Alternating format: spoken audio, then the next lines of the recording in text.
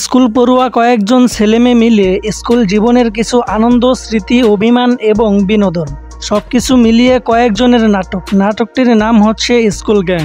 সহপাঠী আর বন্ধুদের খুনশুটিং, আড্ডা আর ঘুরে বেড়ানোর গল্পটাই এই নাটকের মূল কাহিনী। নির্মাতা সজীব জানালেন স্কুল গ্যাং গল্পের পূর্বের কথা। তিনি বলেন, আমি আমার স্কুল লাইফে যতগুলো সুন্দর মুহূর্ত কাটিয়েছি, আমার মনে হয় এই সোনালী দিনগুলো যদি আবার রিক্রিয়েট করতে পারতাম তাহলে অনেক সুন্দর হতো।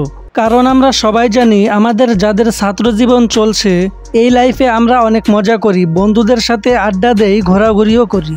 আর যারা এই ছাত্র জীবন পার করেছি তারা কিন্তু পূর্বে ঘটে যাওয়া অনেক কিছুই মিস করি। আগের মতন ঘোরাফেরা, বন্ধুদের সাথে আড্ডা দেওয়া, একসাথে স্কুল বা কলেজে যাওয়া, এইসব মুহূর্তগুলো মিস করি। এটা ভেবেই নির্মাতা সজীব তৈরি করেছে এই স্কুল গ্যাং।